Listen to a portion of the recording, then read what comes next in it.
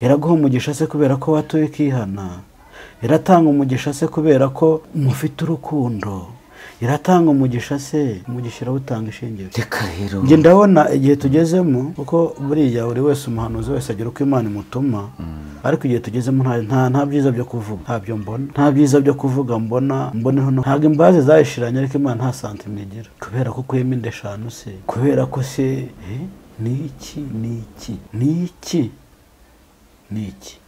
iki Imana itangiye, kubera ko se wapfukamye ugasengera igihugu, kubera ko se wapfukamye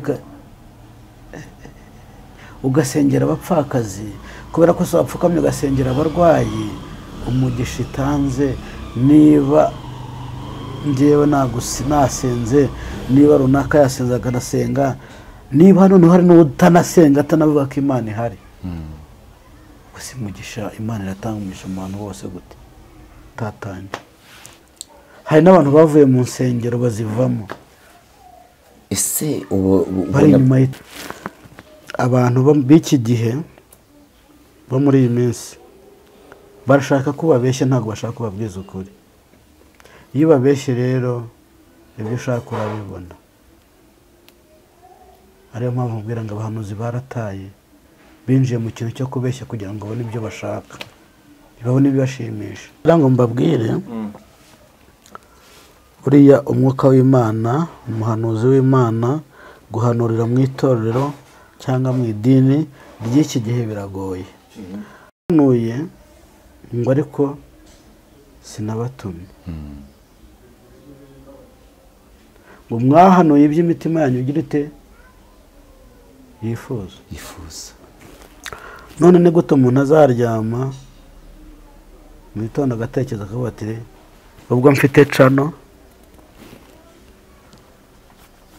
reka ngende njya kuvuga ko Imana itanze umugisha mu Rwanda, njya kuvuga ko Imana itanze umugisha mu bantu, kandi urimo urababeshya. ku bahanuzi bayobeje abantu.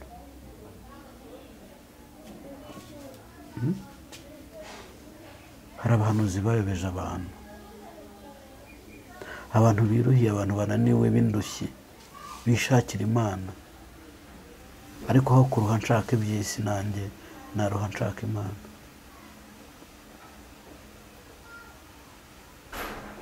ushobora gushaka iby'isi ukabura ijuru, ariko washaka iby'Imana ukabona ijuru. Sinzi niba munyumvishe, washaka iby'isi ukabura ijuru, ariko washaka Imana ukabona ijuru.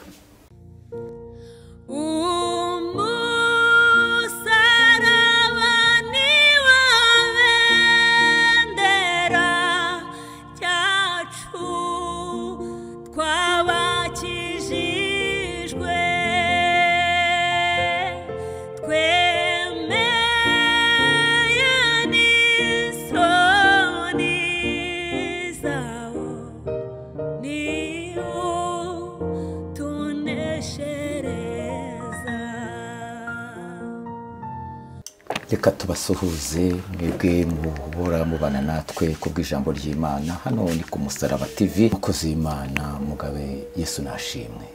Yesu ahimbazwe. Urakomeye? Ndaho ndashima Imana. No kuri dushima Imana kongera kubana nawe.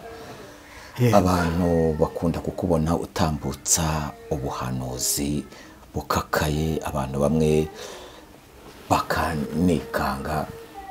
Ese bamwe bakabaza turiya mugabo ntabwo Imana ijya imuha n'ubuhanuzi burimo agasukari? Abibwira ko mu buhanuzi habamo isukari baba babeshya, kandi no muri uru rugendo rwo gusenga nta sukari ibamo. Mu gusenga ibyaho byose birarura, kuko iyo usenga uhura n'intambara nyinshi. Ushobora gusengera ikintu ntigisohora ukumva ko Imana yakwibagiwe, kandi wasengera umuntu we kigasohora. Sinzi niba munyumvishe neza. Turakumva. Ushobora gusengera umuntu cyangwa kwisengera ibyo ntibisohore ko wasengera undi bigasohora. Niyo mpamvu rero nkubwira ko muri uru rugendo rwo gusenga ni ibisharira gusa, njye nta sukari nigeze mbibonamo. Nta sukari nabibonyemo. tuvuge yuko se noneho uri umwe muri ba Mikaya bino minsi. Mikaya ni umugabo, ni umuhanuzi wabayeho, wahanuraga ubuhanuzi bukomeye butishimirwaga bitewe n'ibyo yahanuraga. Twavuga ko nawe uri Mikaya. Reka tubifate gutyo, kuko icyo ngira ngo nkubwire cyo ubu muri iki gihe abantu barifuza ko umuhanuzi yavuga icyiza gusa, ariko jya mu byiza abantu bifuza bashaka ntabyo mfite, kuko ntabyo mpabwa. Soko nanjye gutanga ibyiza bitambera, kugabura rwose ibyiza Imana yantumye ni byiza. Ariko ntekereza ko abantu barabwiwe cyane, ibyiza barabibwiwe, ariko se ubu ngubu icyiza ni ikihe? Navuga cyiza ko ari cyiza gihari. Erega hari aho abahanuzi bajya baducanga. Umuhanuzi umwe arazinduka mu gitondo akaba yahanura n'urugero, akavuga bati ni ukuri ibintu birakomeye, inzara irateye, isi ibonye akaga. Undi nanone nyuma ya saa sita akaza ati Imana igariye ibyanyu byanyazwe, Imana ibahaye umugisha, irabaguye, irabashyigikiye. Aho ngaho rero bikagora abantu. None bigende biti bakora iki? Ariko sinzi n'abantu bajya basobanukirwa ibi byarahanuwe. No mu byageze bivugwa ko hari igihe kizagera abahanuzi bakaba benshi, n'abayobya abantu bakaba benshi. Urumva rero nibyo byane n'ibyo bihe turimo, niyo mpamvu nkubwira ko ngunda kubwira abantu ngo dusenge, kuko urumva hari abacanga abantu, mbese abahanuzi nyine babaye benshi, kandi no muri byanditswe ngo hari igihe abahanuzi bazaba benshi kandi bazayobya ubwoko bwanjye. Sinzi niba munyumva neza. Bazaba benshi, harimo n'ab'ibinyoma, ari bazayobya ubwoko bwanjye. Muri Yeremiya ibice numva nibuka neza haravuga ngo mwampugije abantu banjye. Sinzi niba umurongo uwuzi. Gusa iryo jambo ririmo muri Bibiliya. Ngo mwampugije ubwoko bwanjye.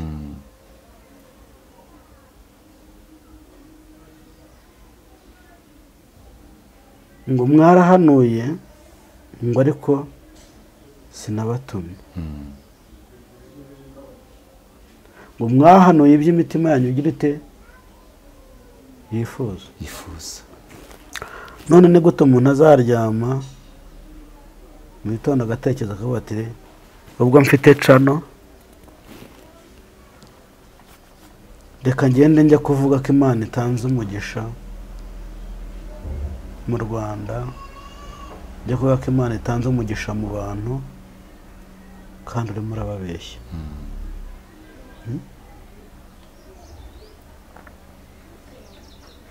Urimo urababeshya. Hari umugabo wagiye kugura umuhoro, aravuga ati ejo nzica umugore byanga bikunda, ariko uraje ugiye kuri kamera ngo Imana itanze umugisha mu bantu. Utanze tese kubera ko wasenze se kurusha abandi, iraguha umugisha se kubera ko watuye ikihana, iratanga umugisha se kubera ko mufite urukundo, iratanga umugisha se, umugisha irawutanga ishingiye ku ki? Biragoye. Reka rero njye ndabona igihe tugezemo, kuko buriya buri wese umuhanuzi wese agira uko Imana imutuma, ariko igihe tugezemo nta byiza byo kuvuga, ntabyo mbona, nta byiza byo kuvuga mboneho no kubwira abantu badukurikiye, nta byiza byo kuvuga ngo Imana yavuze ngo igiriye neza abantu bose. none si imbabazi zarayishiranye? ntabwo imbabazi zayishiranye ariko Imana nta santima igira.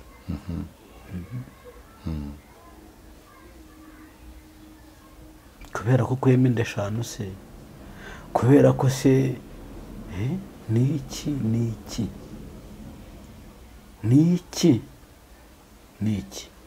iki Imana itangiye umugisha.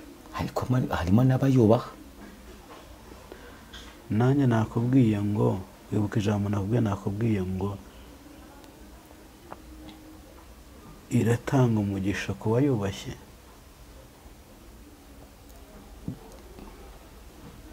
ntago umuhanuzi azaza avuge ngo Imana irambwiye ngo itanze umugisha mu bantu bose, ngo mugiye kumererwa neza, mugiye kugubwa neza. gute se? gute? kubera ko se wapfukamye ugasengera igihugu, kubera ko se wapfukamye ugasengera abapfakazi, kubera ko se wapfukamye ugasengera abarwayi, umugisha itanze niba njyewe nasenze, niba runaka yasenze akanasenga, niba hano hari n'utanasenga atanavuga ko Imana ihari, gusa umugisha Imana iratanga umugisha mu bantu bose. gute? icyambere ntibizakora ko Imana ihaba iriho, gusa nta mugisha urawukeneye. utekereza ko Imana idahari, uwo muntu wumva nawe akeneye umugisha? none se nimva ngo Imana hamwe ngo itanze umugisha no nzamubwire?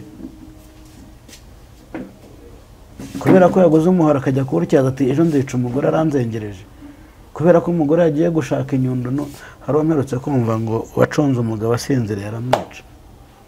ubwo so nawe arakeneye umugisha. ariko tuzajya dukora ibyaha tuvuge ngo tuzihana. harya Imana ko igira imbabazi nayo izatangira mu myaka 2, ugeze imyaka 90 ukora ibyaha watura mbabarira. ariko se urakoze cyane Mugabe Eric, uri umwe mu bantu batajya bapfa kuza kuri kamera badafite message Imana yabatumye yabahaye. reka rero n'ubundi gatoya naguciye mu ijambo. ibyo kubyo waruvuze ntago njyambye kuri kamera ntafite kinjyanye. no mufite channel nafunguye ariyo Mugabe TV. abantu badukurikiye bazajyaho barebe igihe ibiganiro mperukira kubikorera, barebe n'igihe gishize nta biganiro bijyaho. ngiye ntabwo nzashyira ikiganiro kuri channel yanjye Imana itambwe ngo genda ujye kuri kamera utange message. ntabwo nzanye ikizi ngo ndashaka views, ngo ndashaka iki. ngewe ntambutse ubutumwa ko nabuhawe, nkavugira Imana uko nayibonye, nkavuga Imana ko igira neza, kugira ngo hari umuririmbyi uvuga uririmba ngo maze nabo bakizwe be kujya mu muriro. mbwiriza ubutumwa bwiza kugira ngo abantu bakizwe be kujya muri uriya muriro. niyo mpamvu rero ntabwo nzaryama ngo kubera ko Mugabe mfite channel ngo ndashaka ko YouTube izampemba ngo reka ngende mvuga ibyo nshatse. oya, ntabwo ariko nteye, mvuga icyo nategetswe. murakoze cyane. kariho na message. murakoze rero, twarimo tuganiraho. ndumva ntabwo turi burambirane, tugiye kujya kuri message.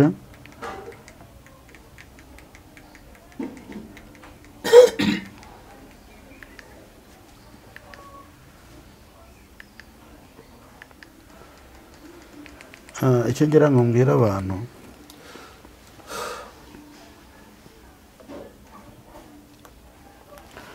ndumva n'ikiganiro twigeze dukora ubushize twakivuzeho.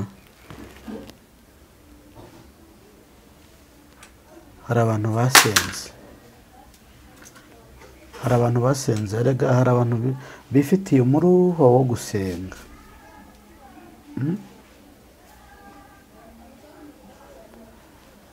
hari abantu bikundira gusenga, ariko dore message ngiye gutanga niyi: ku bahanuzi bayobeje abantu.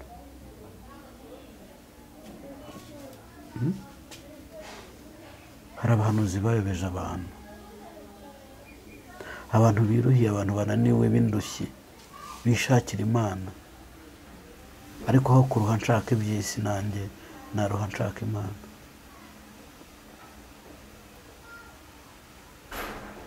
Ushobora gushaka iby'isi ukabura ijuru, ariko washaka iby'Imana ukabona ijuru. Sinzi niba munyumvishe. Washaka iby'isi ukabura ijuru, ariko washaka Imana ukabona ijuru. Ndiho ndavuga rero ku bahanuzi bayobeje abantu, ku bahanuzi. Urugero ngiye kubaha ni message ariko ndimo nanga kuko ntago ntinda. Urugero ndimo mbaha, ntago giye Mugabe uzampa icyifuzo umbwira uti nsengera mfite iki kibazo, ngende nicare ndeke kugusengera Imana kandi wampamagaye nizeye ko ngomba kugusengera. Abahanuzi benshi sinzi ibyo abantu babaha, benshi barahindutse, ntago bakiri abahanuzi. Barahindutse bageraho birengagiza inshingano zabo zo gusengera abantu, kandi bahamagariwe gusengera abantu. Umuntu akaba yamuha icyifuzo ati nsengera, akagenda agaparika kwicecekera. Ntago ari byo rero, ntago ari byo. Ndiho ndabwira abahanuzi ni message nabahaga. Ntago niba Imana ikubwiye ngo muhamagariye gusengera abantu, ntuzabwirirwa, ntuzaburara. Umuntu naguha icyifuzo akubwira ati mukozi w'Imana nsengera, aho kugira ngo umusengero uparike ujye mu nyungu zawe. Tuvuge hari umuntu twagiye tuganira arambwira ati wowe uracyabasha no kwitaba abantu b'Abanyarwanda bari mu gihugu cy'u Rwanda ukabasengera? Ati reka kagiye ibyo narabirenze, ndetse mvugana n'abadiaspora bo hanze. Ati niba uvugana nawe ndakaguha niyo sukari, ati si umunyarwanda yaguha iki? Nabwe ntariko uriya mu diaspora ashobora kuguha iyo sukari, ariko iyo sukari akayiguha ari Imana imukoresha kwa wasengeye wa wundi. Nukuri abahanuzi bayobye bavuye mu nshingano bari bafite. Umuntu uciriritse cyane waguze amayinite y'igiceri cy'ijana akaguhamagara kugira ngo umufashe umusengere, wenda reba ukigure biswe y'umwana, ariko arigomwe ashyizeho amayinite kubera ko gushaka aragira ngo umwingingire Imana igira icyo mukorera, ariko wowe ugafata ugaterera iyo ukivuganira na wa wundi ukeneye ko yaguha isukari. Ntabwo ari byo rero, ntabwo ari byo, ntabwo ariko Imana yacu yaduhamagaye. Imbere y'Imana twese turareshya. Ndagira ngo mbwire abantu ngo bahindukire, abahanuzi bahindukire, bongere bagaruke mu bihe bya mbere bya nyuma, kuko bajya baca umugani ngo utazi yava ntamenya niyajya. Abahanuzi rero icyo nababwira ni mugaruke, mwikumva ngo musengero ukomeye, uri hasi mu mureke, kuko ntekereza neza ko uri hejuru icyo yaguha yakiguha ari Imana yamutumye, kubera ko wafashije gusengera uri hasi yuriye. Ndumva ari icyo ngicyo, niyo message nifite. Sinzi niba hari ibindi mwambaza. Urakoze cyane mukozi w'Imana gukebura abahanuzi. Gukebura abahanuzi ni byiza, dore ko nawe uri umuhanuzi. Ariko se abahanuzi bakora iki noneho mu gihe nk'iki? Abahanuzi bakora iki? Ibyo bariho bakora, bariho barishimisha,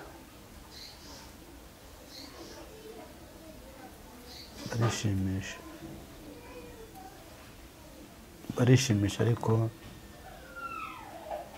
batukisha Imana. Ntangira nakubwiye ngo hari abantu bavuye ku Mana kubera abahanuzi. Nakubwiye ngo muri Yeremiya sinibuka igice cyaho n'umurongo havuga ngo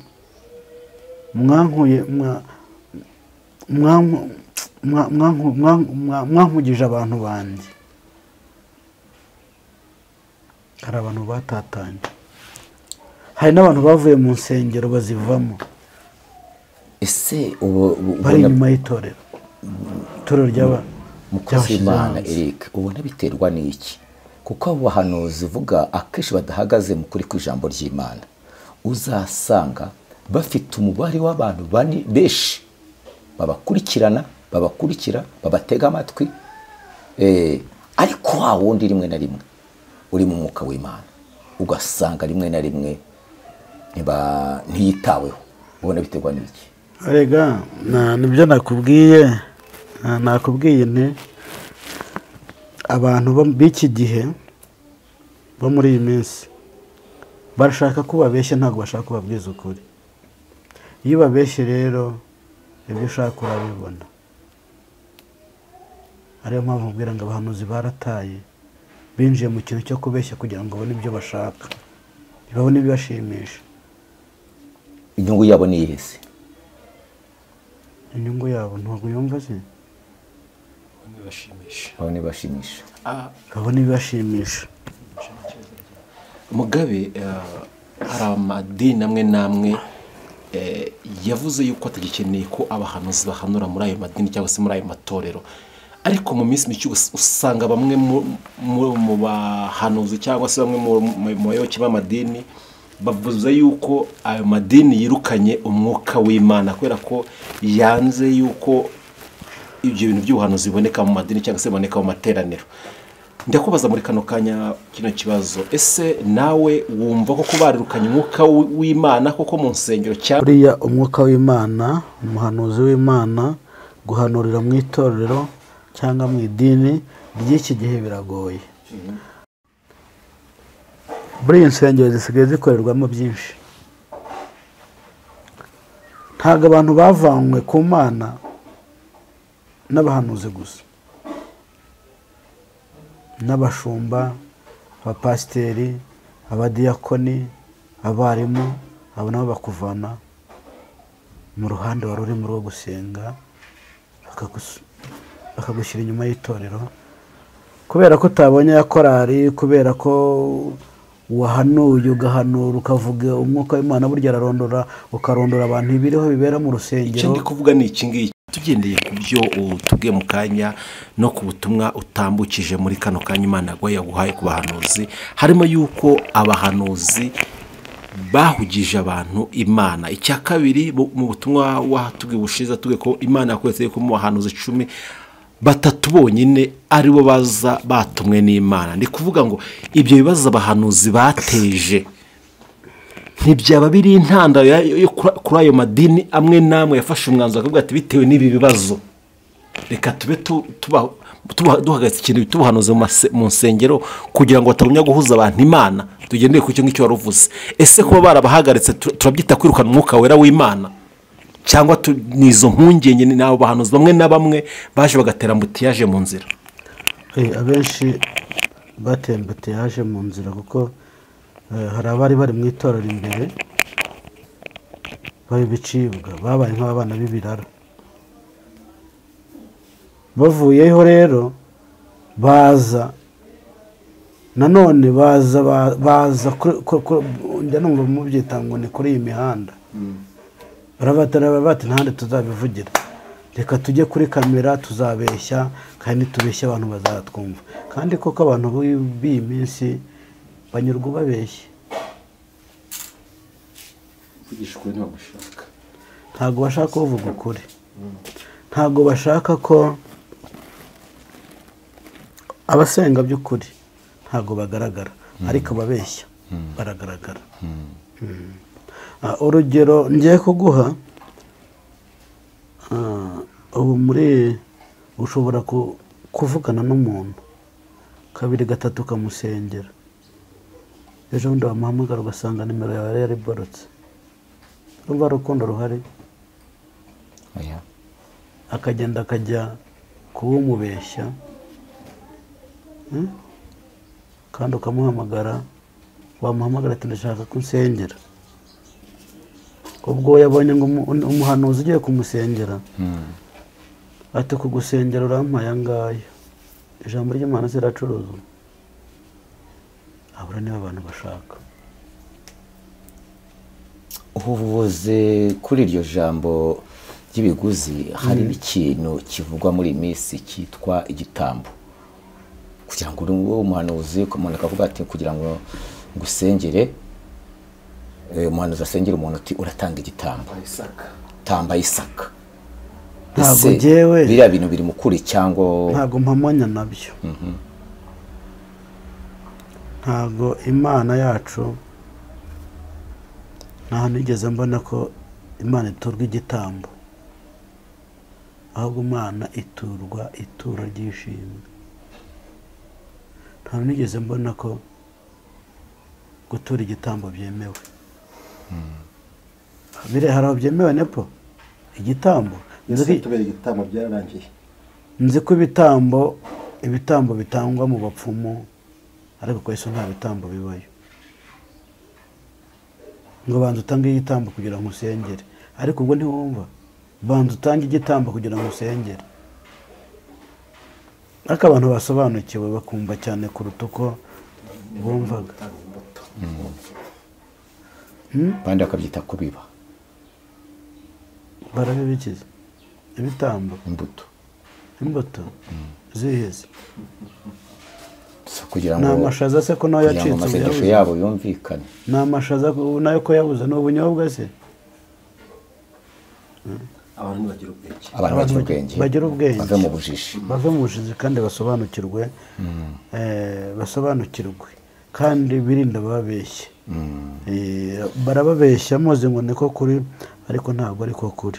Uvuga ukuri ntimubasha kumubona, ahubwo murabona abatavugisha ukuri. Yesu abaho umugisha. Tugana ku musozo w'ikiganiro cyacu, sinzi mu butumwa watanze yenda niba ari kwisobwe kugira ngo nacyo ube wacyongeraho, ubundi uduhe nimero ya telefone. Icyo wenda naba nibagiwe, abantu nibadufashe badushyigikire, bakore subscribe kugira ngo baduheshe umugisha kuri Mugabe TV, Umusaraba TV n'Ibyizerwa TV. Yesu aduhe umugisha rero. Nimero yanjye ni 07 88 96 97 41. Yesu abaho umugisha kandi ndabakunda. Amahoro y'Imana abane namwe. Tuzasubira ibyacu nakagaruka tuvuga ijambo ry'Imana, kandi murusheho gukizwa, murusheho kwezwa, kuko Yesu araje. Karibu n'isengesho. Uri Imana nziza, uri Imana idukunda, turagushimye rero, turaguhimbaje, wabanye natwe mu kiganiro. Mwami, tugeze amasaha tujyomeye ku mwuka w'abazima, kandi Kristo ntacyo twibagiye kandi nicyo twarengejeho mu byo wadutumye. Urakoze rero ko wabigenje neza mu izina rya Yesu Kristo. Amen.